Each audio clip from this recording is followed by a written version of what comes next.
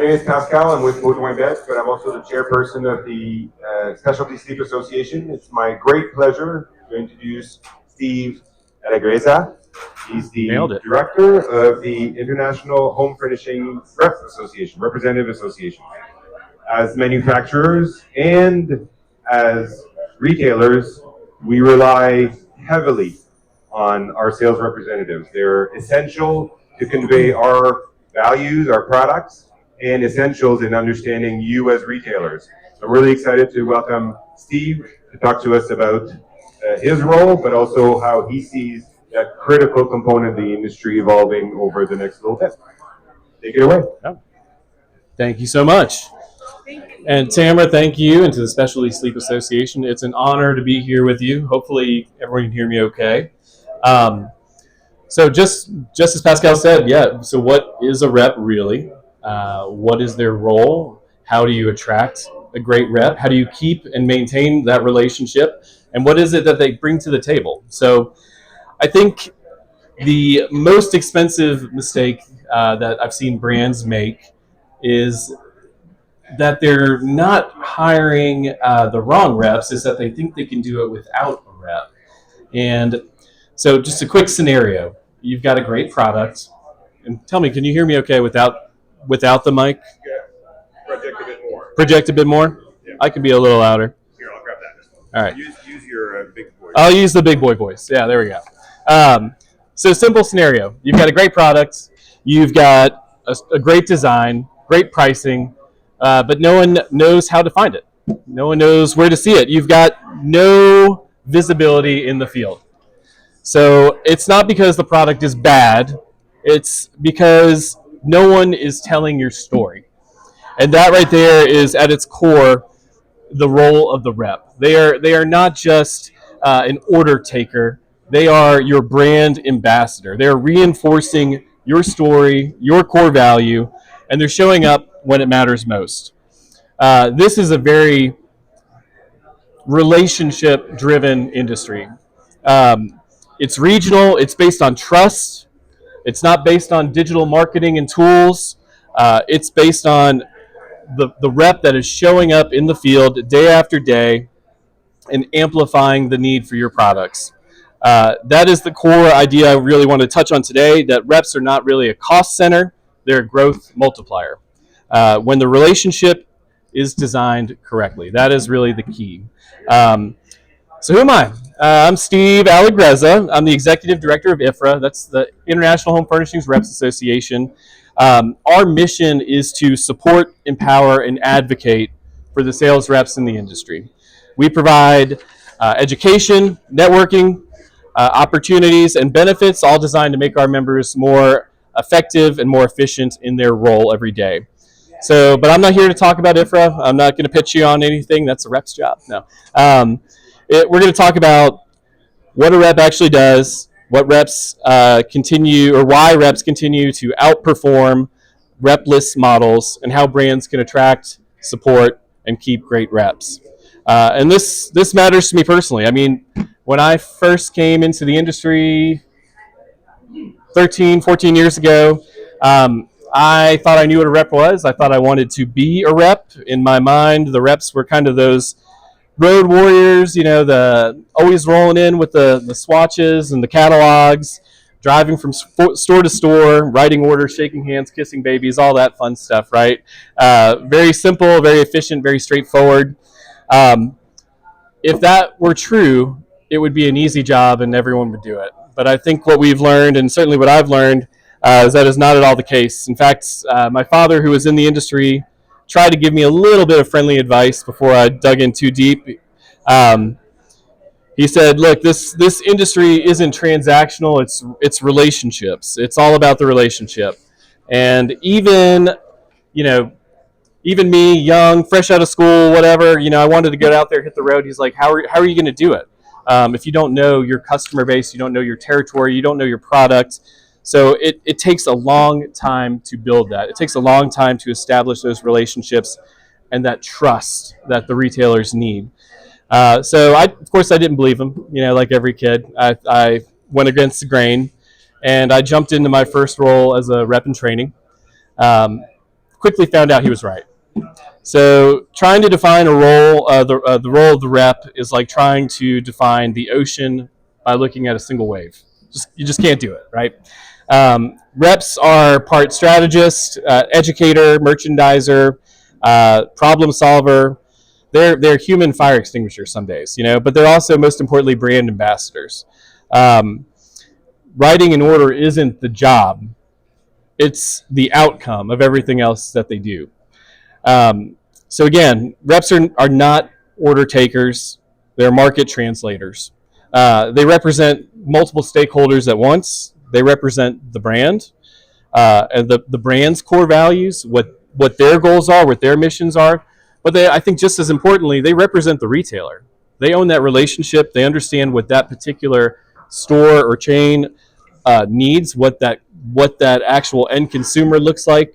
They understand the market. They manage territory intelligence. They manage the competitive insight. It's account management, account strategy, problem resolution, and long-term relationship equity. It's not theory. There was a group called, if anyone's ever heard of Market Time, a little bit more present on the gifted home side of the industry, but they actually established a paper called The Human Factor. And according to this study, they analyzed billions of dollars in wholesale transactions, and reps changed the outcomes drastically.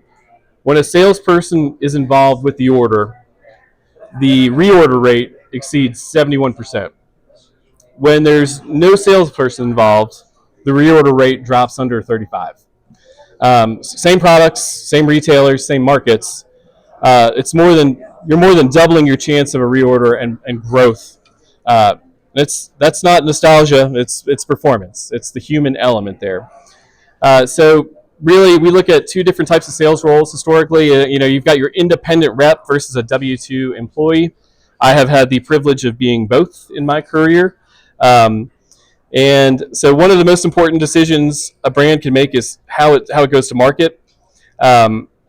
Independent reps and W-2 employees are very different models. The independent rep is going to be their own small business owner, just like each and every one of us is a business owner, whether it be a retailer or a brand. So they are entrepreneurial. They often carry multiple lines. They are commission-based. So again, the biggest thing that we hear all the time is, oh, well, reps are just order takers, and they don't go out on the road. They don't work. They just collect a paycheck. Well, that is not true. They only get paid based on what they sell. So they are in the field working day after day.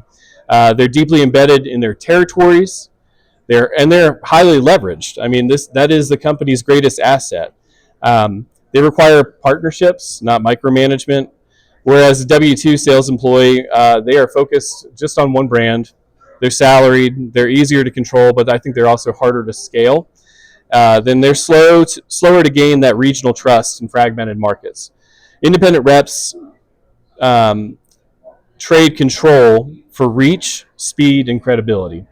So brands struggle more often than not when they want employee behavior from independent reps. So again, your reps are their own business owners. They are managing their own territory. They understand the needs of their customers, and they are there to partner with you. It's got to be a partnership. So why do talented reps choose one brand over another?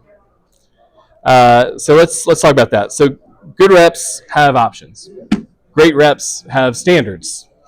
When a professional rep is considering a new line, there are certain things that they evaluate and they look at very carefully and closely when they're looking at that line. We actually polled our members a couple of years ago, and I just wanted to share a few of the items that they mentioned that they needed to, let's say, pioneer a new brand. So first and foremost, they need clear expectations. They need to understand the goals, and they need to understand what's in it for them. What are the commission rates?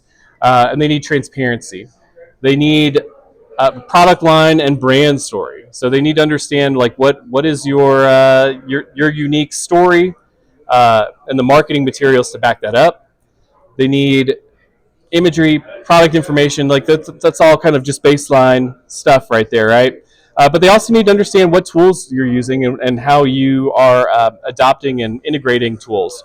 Like, are you using AI, or do you have different things to make their lives easier? Do you have a digital catalog? Do you have an order management system? Things like that.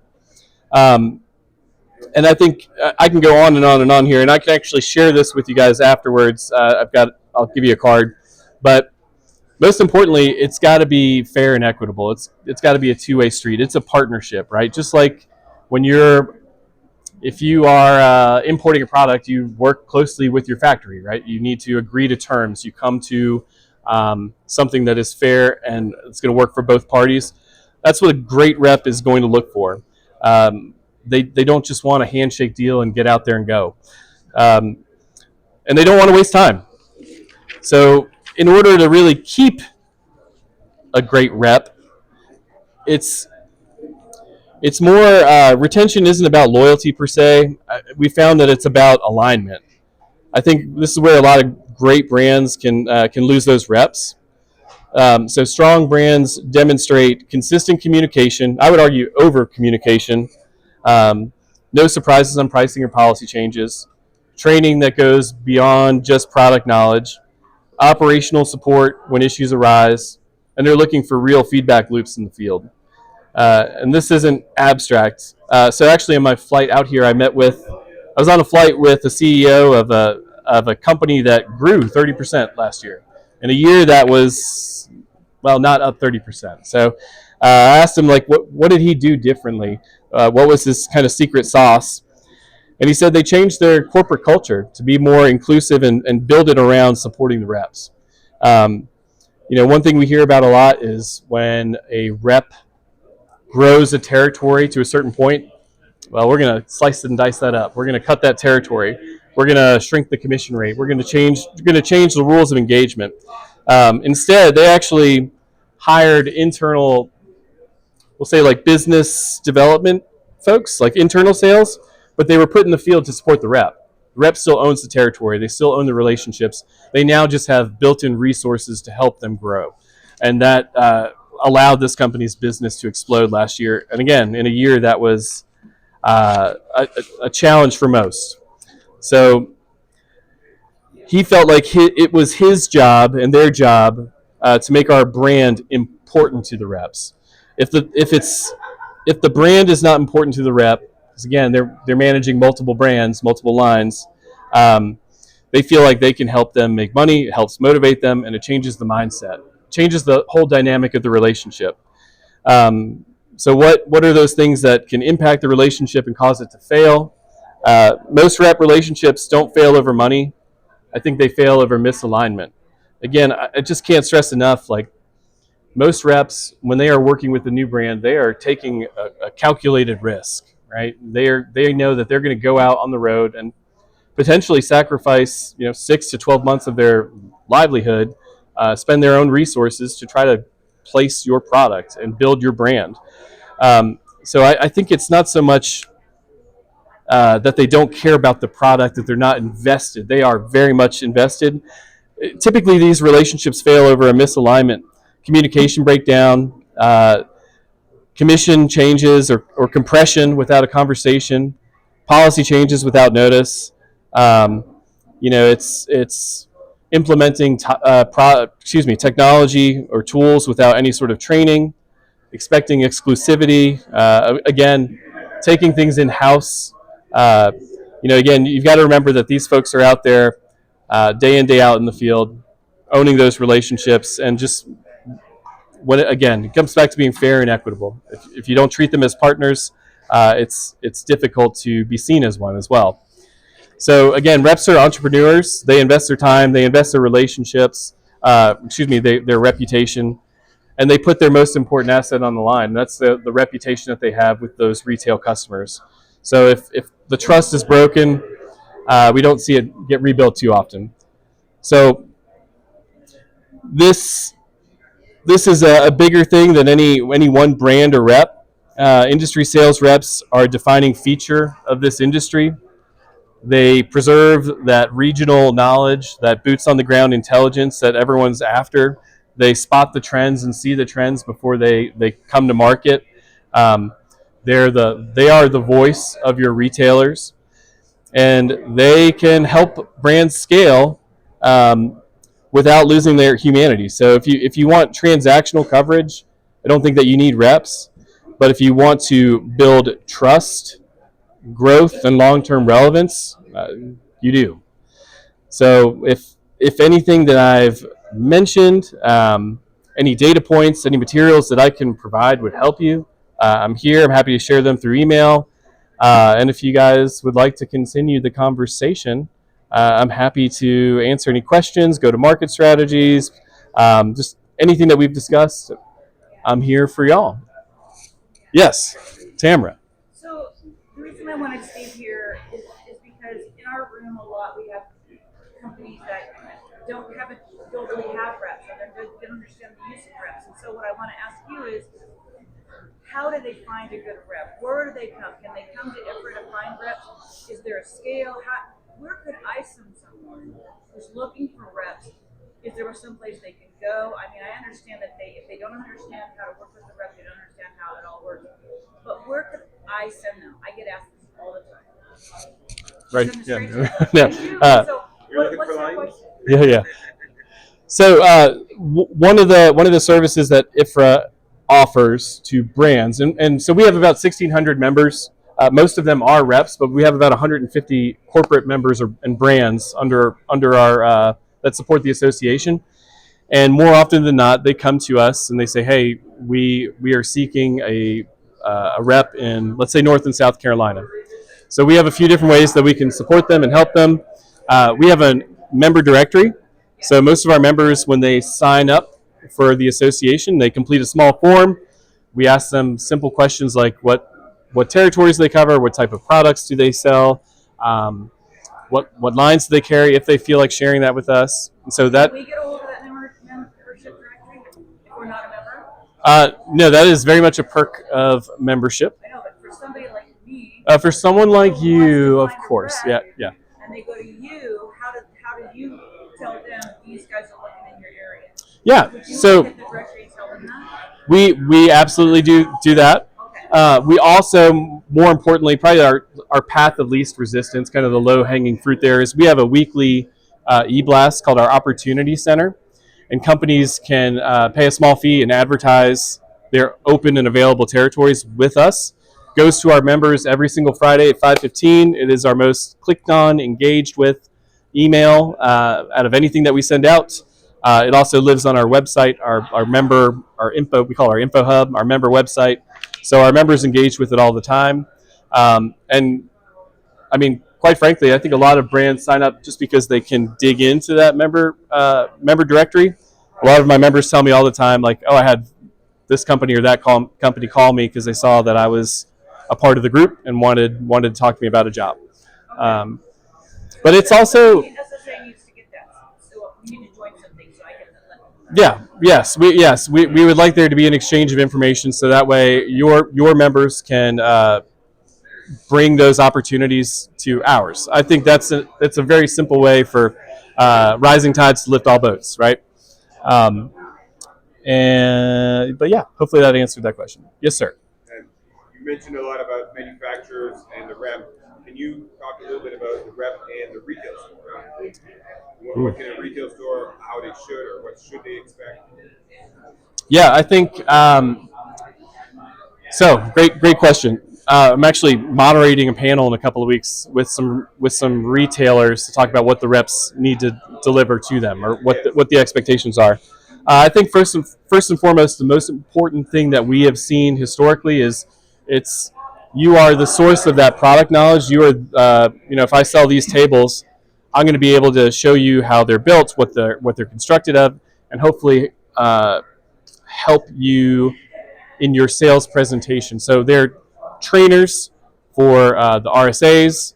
They're going to give you that competitive edge. They're going to tell you what's going on in your territory, help you understand, what's selling at your competitor down the street, keep you informed with emerging trends, transactions. I mean, they're also, I think, like I said, they're truly human fire extinguishers. They're there to help you put out your customer service issues, help you answer product knowledge questions. I think every rep goes in to a retail store and certainly positions a reorder or tries to expand their presence in the store. That's of course why you work with those reps, right? You want the boots on the ground. But every rep that I talk to, I want every RSA to be focused on what I am selling them and what I am bringing to the store and the value that my products add.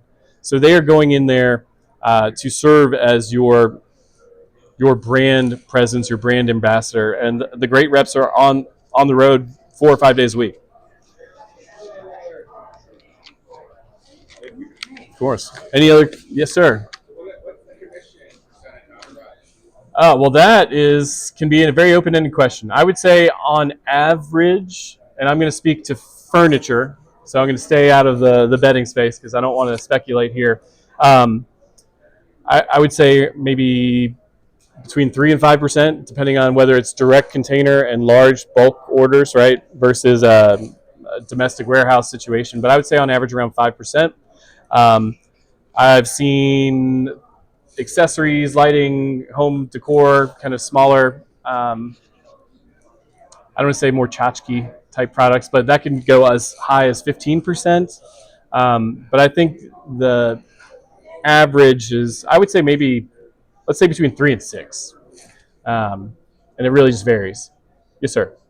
You talked about what the brand should offer the rep in order to be of interest to the rep.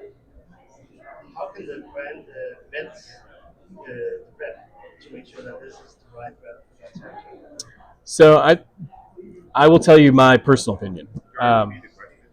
Yeah, so I think the question was, how can a brand vet the rep to make sure that they're getting a high quality rep? If you have existing relationships with any retail partners, that is your source of truth. If you're curious about a rep in a certain territory, talk to some retailers, and they'll tell you if they show up, and they'll tell you how they service their business or how they've added value to them. I think that's a great first step. You can also check with us. I mean, but I think you can tell well, I'm going to stick with my original answer. Chat with your retailers. Chat with your local storefronts. I don't know if that answers for you, but. So if I contact you and I say I would like to have a rep, whatever area, would you then provide a list of the possibilities? How would that work? I think that's something we could certainly discuss. Our first step always, because we want to, I would say we want to take that shotgun approach first and make sure that we can offer it up to everybody. I'd say, hey, let's place an ad in our opportunity center so all of our members can see it, because that gets you in front of the entire member. It gives you exposure to the entire membership, but it also, because it is the most read or clicked on email that we send out, more often than not, if I see something that would be good for Kim, I'm going to forward it on to Kim and say, oh, you need to reach out to this person, check it out. So it's kind of a chain reaction there. If you say, hey, Steve, I really am looking for 5 great reps in this particular territory, I can try my best. But again, I'm just one person there. I can give you a list, but you'd still have to do a little bit of homework. Just because I think we have some fantastic. We have. I don't want to say all of our members are fantastic grade A reps. I think you get the entire gamut, but most of them, if they've taken the time to invest even in just completing that profile and providing a little bit of background, using the rep directory that we have is a pretty great tool to help you identify. Because you usually can see if they carry a line that you admire, right, or that you consider maybe a competitor, I want to go after this person's business. Maybe that's a rep worth talking to. They might understand who that rep has relationships with, what retailers they call on. I mean, but I would start with the opportunity center as a way to get it out in front of all of our members, and then we can go from there. From your listing, will I be able to see what brands that already represent? What would I be able to read about Yeah. So if that rep has completed that profile and filled out that information, some of the reps, because again they might work with multiple lines. They try to keep that information somewhat private. So not everyone shares that information with us, but I would say about 2/3 of our membership has completed like what categories they typically sell. Like maybe it's upholstery versus bedding, or I sell mattresses versus top of bed. That kind of level of detail. We ask them what territories they cover, what type of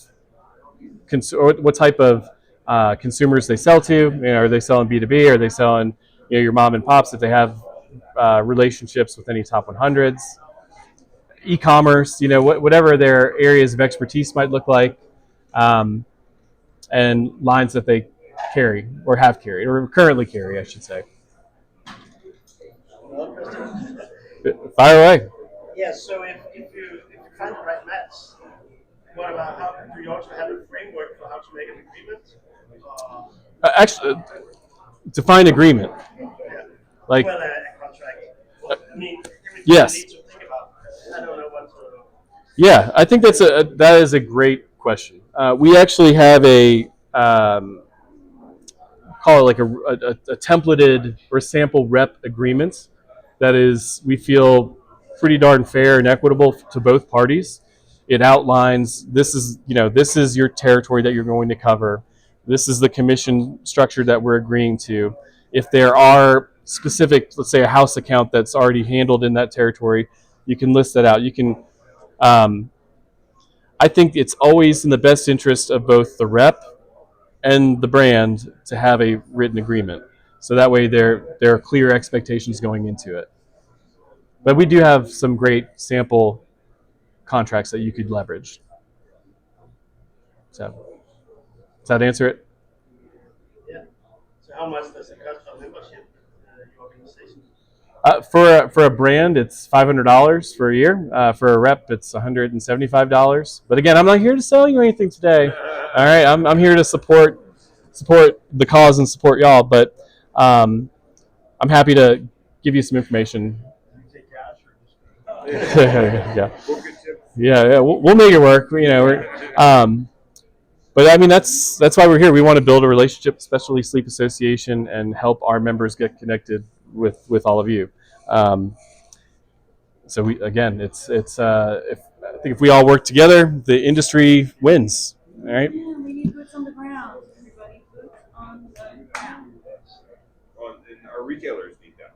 Yeah, Our retailers want that. 100%. Yeah. There is definitely a gap there where that brand, as a brand, that knowledge or that education piece is not always being not always making it all the way to retail. Yeah, I mean, look, we like to use the analogy like this industry is like a three-legged stool, right? You've got your retailers, you've got your brands, and you've got the reps, and they are that critical link. But if something is out of balance, that stool is going down, right?